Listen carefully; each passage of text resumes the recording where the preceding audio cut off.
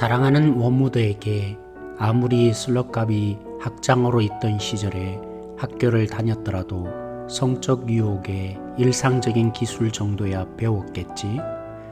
우리 같은 영들한테는 무척이나 따분한 주제이니만큼 나는 건너뛰기로 하마. 그러나 이와 관련된 좀 더 포괄적인 문제들에 대해서는 배워두어야 할 내용이 상당히 있다. 원수의 요구는 딜레마의 형태를 취하고 있지. 철저히 금욕하든지 타협의 여지 없는 일부 일처제를 택하든지 둘 중에 하나를 고르라는 거지. 우리 아버지께서 첫 번째 대성을 거두신 이래 우리는 철저한 금욕을 아주 어려운 일로 만들어 놓았다. 그리고 혹시라도 일부 일처제로 탈출해 나가지 못하도록 지난 몇 세기에 걸쳐 여러 통로들을 차단해 버렸지. 우리는 시인과 소설가들을 동원하여 인간들이 사랑에 빠졌다고 말하는 별나고도 대체로 오래 가지 못하는 경험만이 유일하게 믿을 만한 결혼의 근거라고 설득해 놓았다. 결혼한 후에도 이런 흥분 상태가 영원히 지속될 수 있고 지속돼야만 한다고. 그렇지 못한 결혼 생활은 더 이상 계속할 필요가 없다고 속삭였지. 이건 원수의 생각을 패러디한 거란다. 지옥의 전체 철학은 하나의 사물은 다른 사물과 별개라는, 특히 하나의 자아는 다른 자아와 별개라는 원칙을 인식하는 데 있다. 즉 나한테 좋은 건 나한테 좋은 거고 너한테 좋은 건 너한테 좋은 거지. 누군가 얻는 게 있으면 다른 누군가는 잃는 게 있는 법이다. 심지어 무생물도 다른 사물들을 공간에서 밀어내고 그 자리를 차지함으로써 존재한다. 그러니까 자기가 확장되려면 다른 사물을 밀어내거나 흡수해야만 하지. 자아가 확장될 때도 마찬가지야. 짐승한테 흡수란 잡아먹는 것이고 우리한테 흡수란 강한 자아가 약한 자아의 의지와 자유를 빨아들이는 것이다. 존재한다는 것은 곧 경쟁한다는 뜻이야. 원수의 철학은 이렇게 명백한 진리를 계속해서 회피하려는 시도, 그 이상도 그 이하도 아니다. 그는 모순되는 걸 목표로 삼고 있지. 그가 볼 때 만물은 여러 개인 동시에 어쨌든 하나라고. 한 자아한테 좋은 것은 다른 자아한테도 좋은 것이고 그는 이 불가능한 일을 사랑이라고 부르는데 이 천편일률적인 만병통치약은 그 작자가 하는 모든 일뿐 아니라 심지어 그 작자의 모든 성품에도 감지해낼 수 있다. 원수 자신도 순수한 수학적 단일 개체가 되는데 만족을 못하고 자기가 하나인 동시에 셋이라고 주장하는데 그 속셈은 이 사랑이니 뭐니 하는 터무니없는 말의 근거를 바로 자기의 본질에서 찾으려는 데 있다. 원수는 또 유기체라는 걸 물질계에 만들어냈지. 유기체란 각 요소들이 서로 경쟁하게 되어 있는 자연의 숙명을 거슬러 서로 협력하게 되어 있는 음란한 발명품이야. 원수가 성을 인간 번식의 수단으로 채택한 진짜 동기는 그가 성을 어떻게 사용하는가만 보아도 훤히 알 수 있다. 성은 우리한테 아주 무해한 것이 될 수도 있었어. 신부가 신랑을 잡아먹음으로써 결혼식을 끝내는 거미들처럼 단순히 강한 자아가 약한 자아를 먹이로 삼는 또 하나의 방식일 수 있었다고. 그런데 유독 인간들의 경우에만 성적 욕망을 느끼는 양자 사이에 쓸데없이 애정을 끼워 넣은 게 뭐냐. 뿐만 아니라 원수는 자식은 부모에게 의존하게 하고 부모에겐 자식을 부양하려는 욕구를 둠으로써 가족이라는 유기체에 비슷한 걸 만들어냈다. 아니 사실은 유기체보다 더 해롭지. 가족 한 사람 한 사람은 유기체보다 더 독자적이면서도 더 뚜렷한 의식을 가지고 있는 데다가 더 책임감 있게 연합하니까 실제로 이 모든 것은 어떻게든 인간을 사랑 안에 끌어들이려는 또 하나의 방책에 불과하다. 웃기는 게 이제부터야. 원수는 결혼한 부부를 한 몸이라고 불렀지. 그 작자는 행복하게 결혼한 부부라든가 사랑에 빠져 결혼한 부부라는 말을 단 한 번도 쓴 적이 없지만 우리는 인간이 이 점을 알아채지 못하도록 잘 숨겨놓을 수 있다. 바울이란 인간이 한 몸이라는 말을 결혼한 부부한테만 한정해 쓴 게 아니란 점도 잊어먹게 할 수 있지. 그의 관점에 따르면 단순한 교접도 한 몸을 만들어낸다. 그러니까 한 몸이란 사실 성교의 진짜 의미를 알아 쉽게 표현한 말인 게야. 하지만 우리는 인간들이 한 몸이라는 걸 사랑에 빠지는 일에 대한 수사학적 찬사로 받아들이게 할 수 있다. 실상을 알려줄까? 한 남자가 한 여자와 잠자리를 같이 하게 되면 싫든 좋든 두 사람 사이에는 초월적인 관계가 성립된다. 인간은 그 관계를 영원히 즐기든지 영원히 참아내든지 둘 중 하나를 택해야 해. 이 초월적 관계는 예정과 가정을 만들어내게 되어 있고 인간이 순종하며 그 관계 속으로 들어갈 때에는 실제로 이런 결과를 얻는 경우가 아주 많이 있지. 우리는 이 참 명제로부터 인간들이 사랑에 빠졌다고 부르는 애정과 두려움과 욕망의 합성물이야말로 결혼 생활을 행복하거나 거룩하게 해줄 수 있는 유일한 근거라는 거짓 명제를 끌어낼 수 있다. 이런 오류를 조작해 내는 건 쉬운 일이야.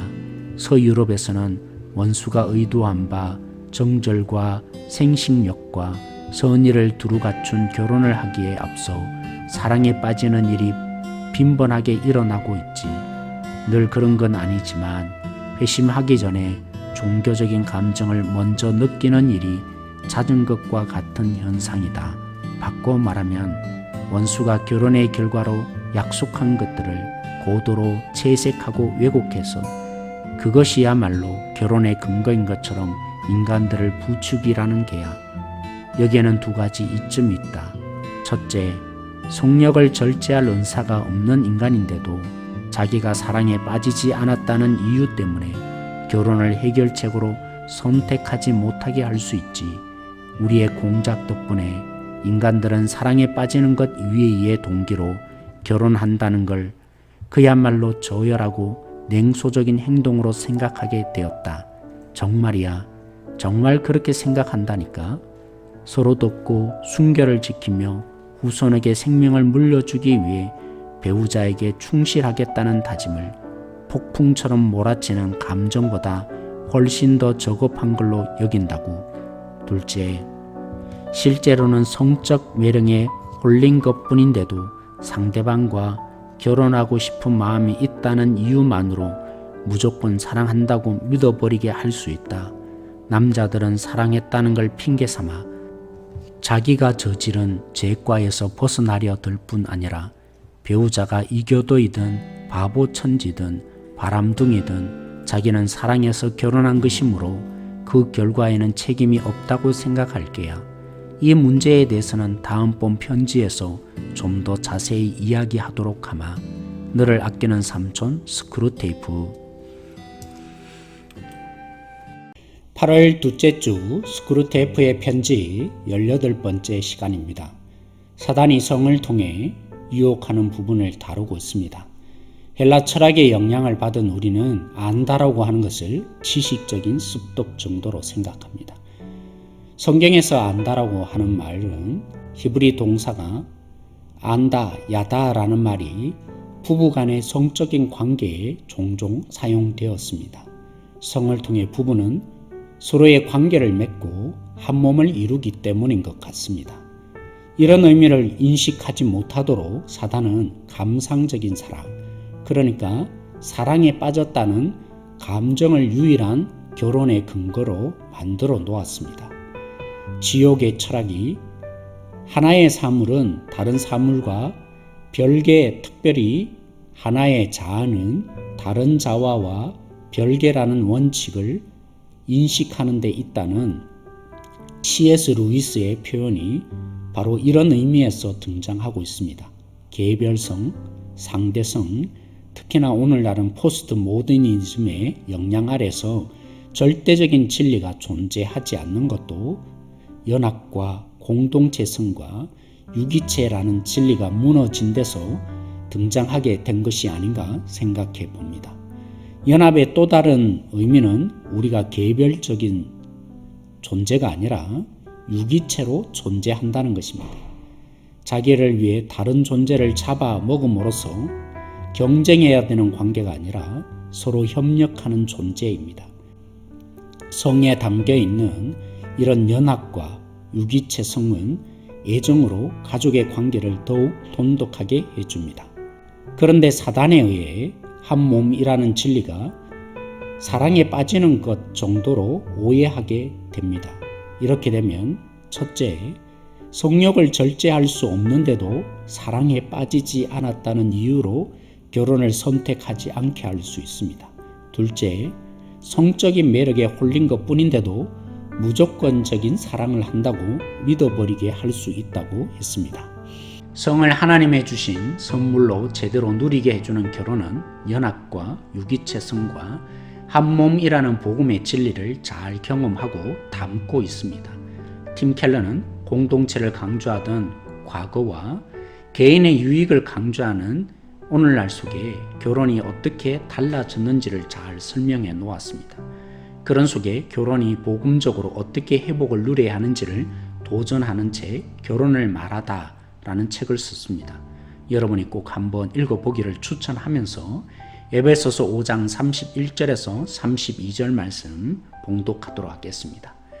그러므로 사람이 부모를 떠나 그의 아내와 연합하여 그 둘이 한 육체가 될지니 이 비밀이 크도다. 나는 그리스도와 교회에 대해 말하노라. 하나님의 사랑을 받은 자녀 그리고 자신을 희생제물로 내어주신 사랑을 하신 예수님의 사랑 가운데 있게 된 우리의 실제적인 관계가 나열되기 시작하죠. 그 중에 하나가 첫 번째 부부였습니다. 아내는 남편을 교회가 주님에게 복종하듯이 하고 남편은 아내를 주님이 교회를 위해 목숨 걸고 사랑한 것 같이 사랑하라고 직접적인 명령을 주었습니다. 이것은 단순히 가정 세우기 프로젝트가 아닙니다.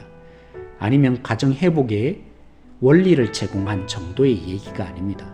성부, 성자, 성령 하나님이 한 몸 되어 일체가 이루듯이 부부는 연합하여 한 몸을 이루어 복음의 비밀을 누리며 담고 있는 그릇이 되라는 것입니다.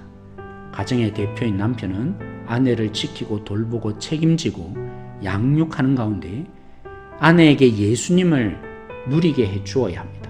아내는 남편을 섬기며 복종함 속에서 교회의 머리 대신 예수님이 계심을 남편에게 보여주어야 합니다. 한마디로 복음의 그릇으로 가정이 존재하며 복음의 가장 뚜렷한 맛을 누리는 것 중에 하나가 연합입니다.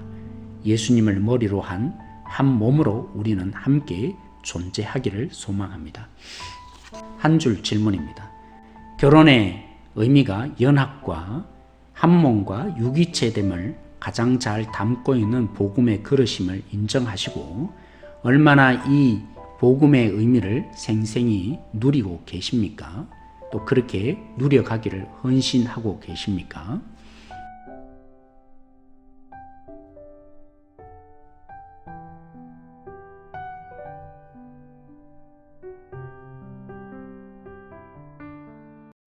주보혈 날 정결케 하고 주보혈 날 자유케 하니 주 앞에 나 예배하는 이 시간 나의 모든 것을 주께 드리네 주의 손 날 위에 지키셨고 주의 발 날 위에 박히셨으니 이제는 내가 사는 것이 아니요 오직 주를 위해 사는 것이라